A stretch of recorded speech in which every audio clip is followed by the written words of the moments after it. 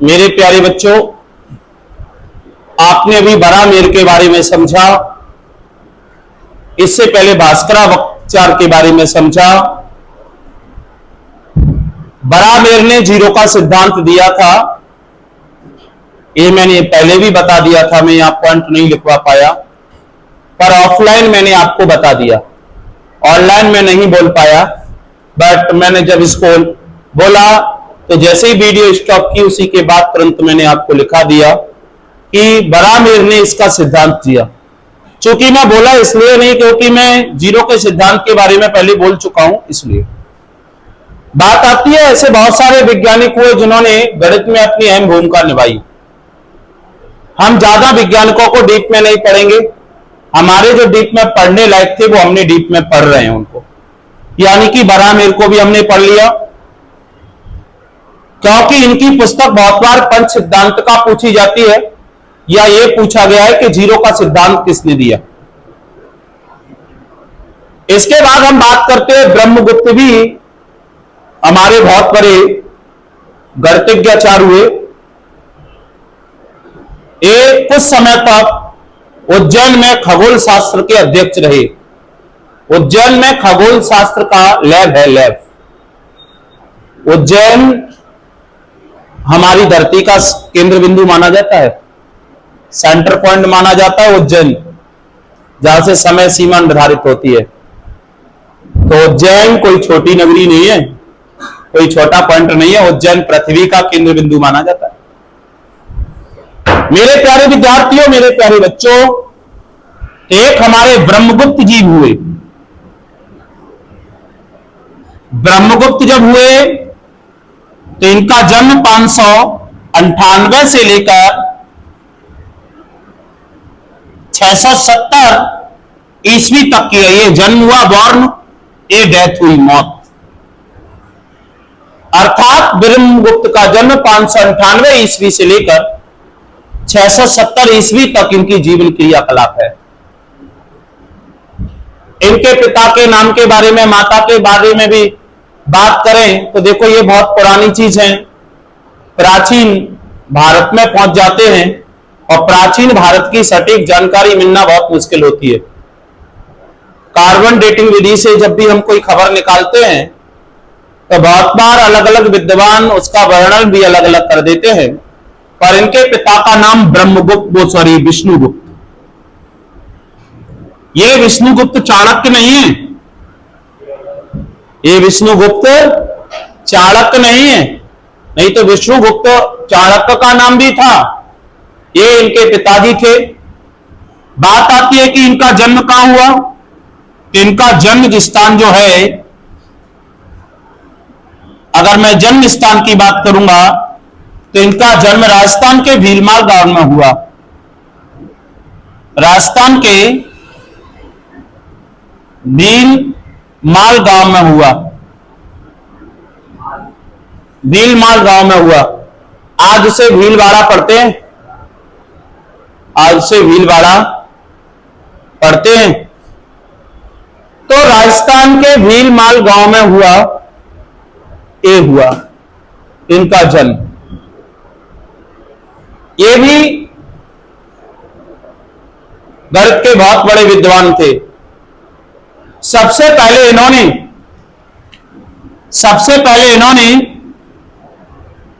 562 ईस्वी में गुरुत्वाकर्षण के बारे में बताया। 662 में गुरुत्वाकर्षण के बारे में बताया। अर्थात इन्होंने कहा कि यह भी एक बल है, गुरुत्वाकर्षण एक बल है।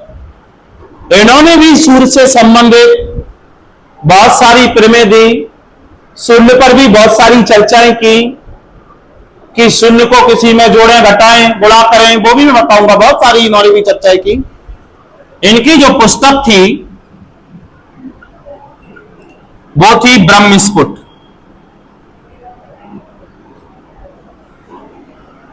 इनकी जो पुस्तक थी वो कौन सी थी? ब्रह्मस्फुट। और भी पुस्तकें थी, खंड खाद्य,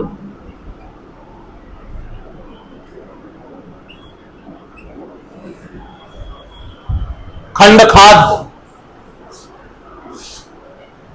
और भी इन्होंने पुस्तकें लिखी थी। ऐसा नहीं है कि देखो हम बात जो कर रहे हैं हर वैज्ञानिक की वो पुस्तक के बारे में बात कर रहे हैं जो फेमस है।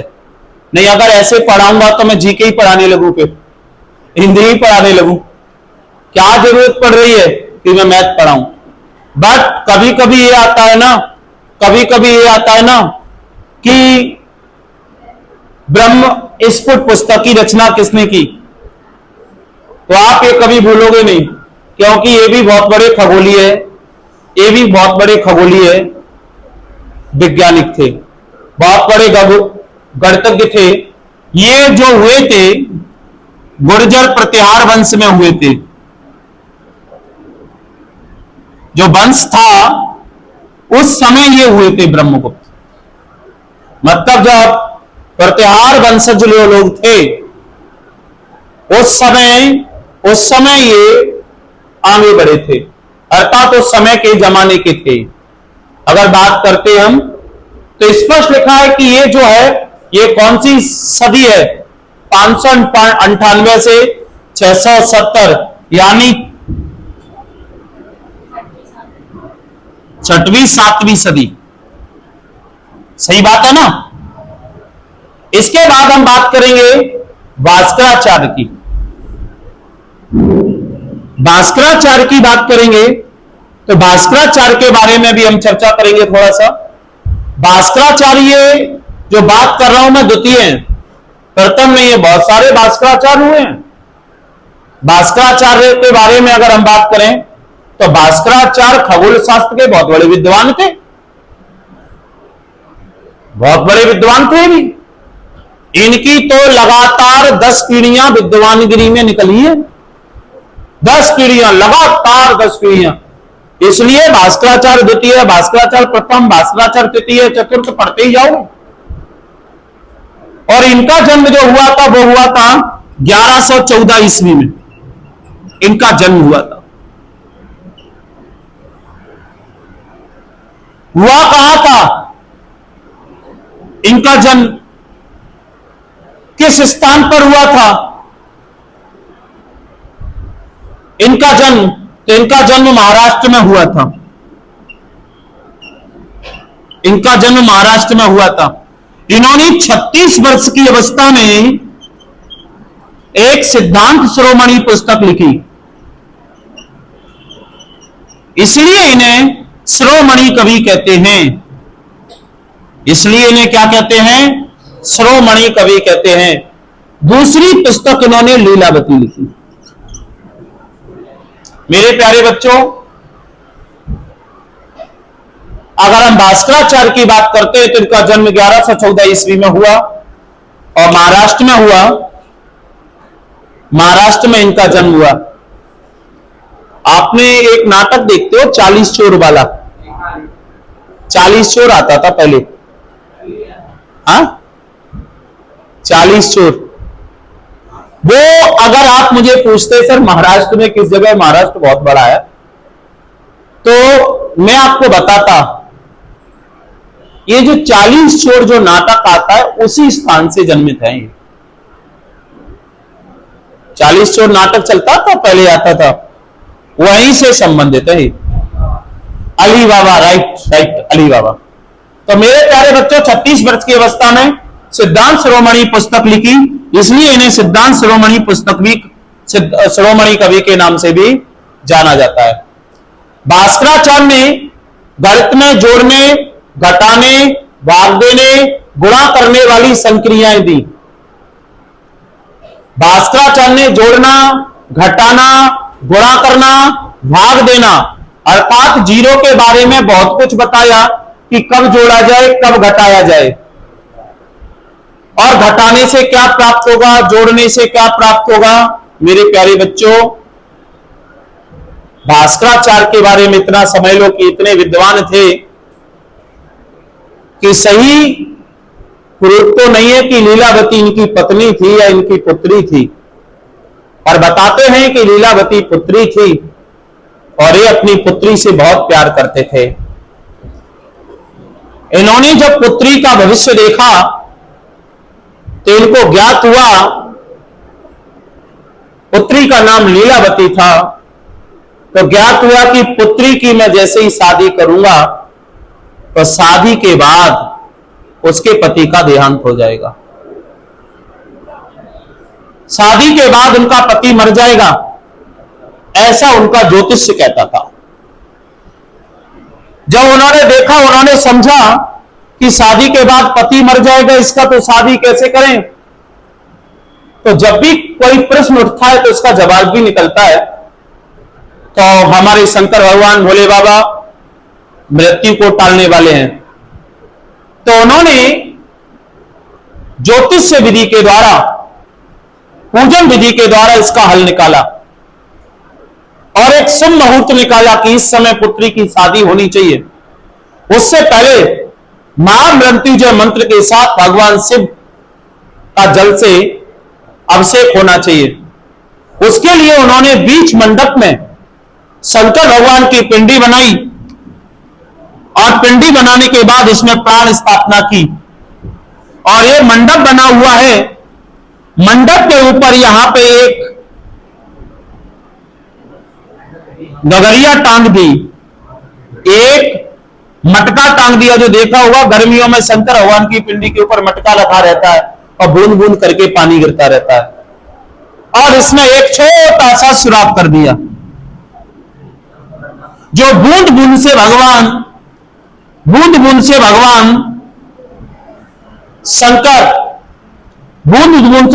शंकर का अभिषेक हो रहा है।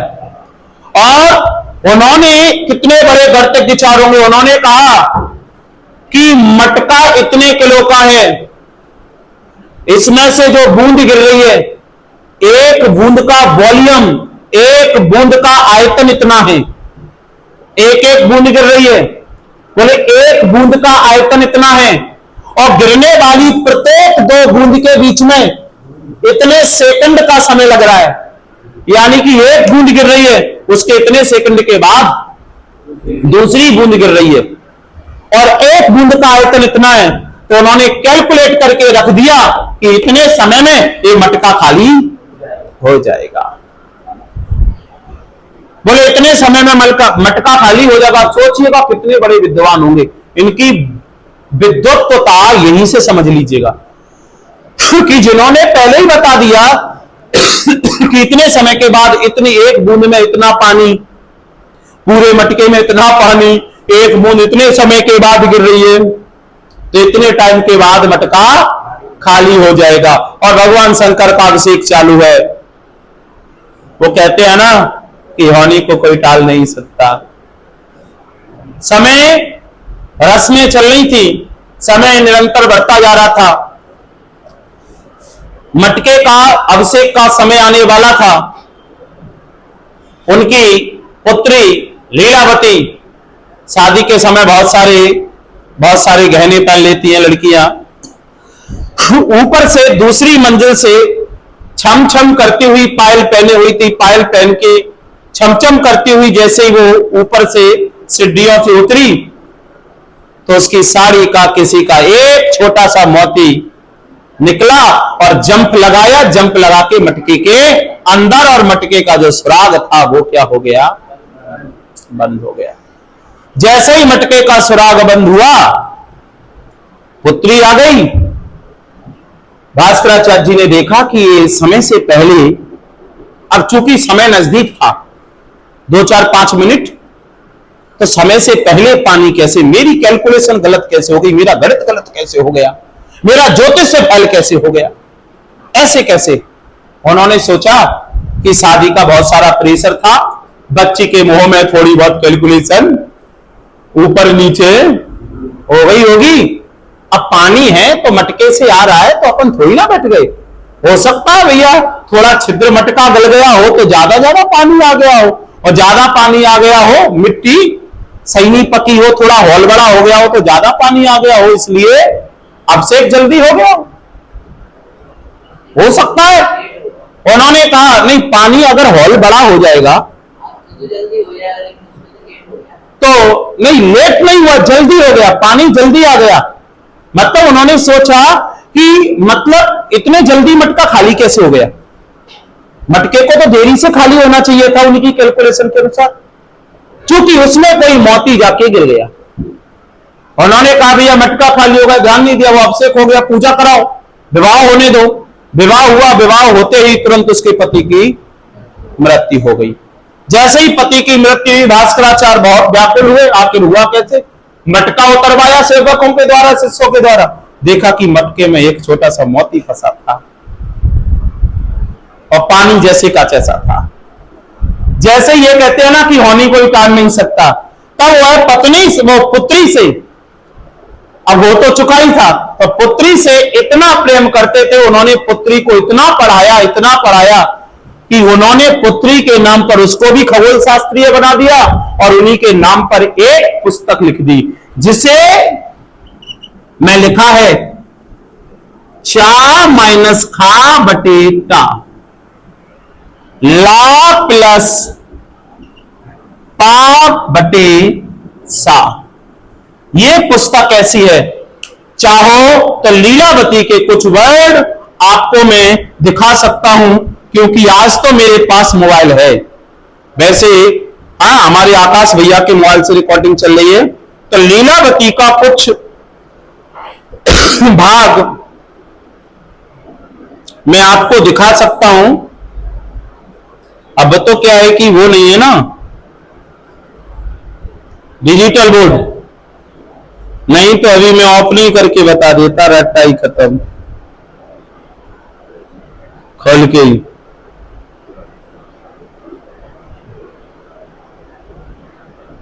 सिद्धांत शिरोमणि भी है,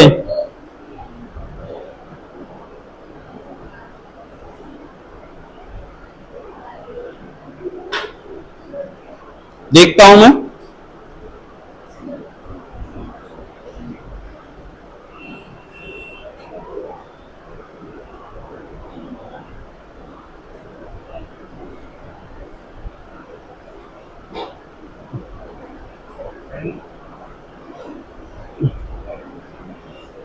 कुछ मिल जाए तो।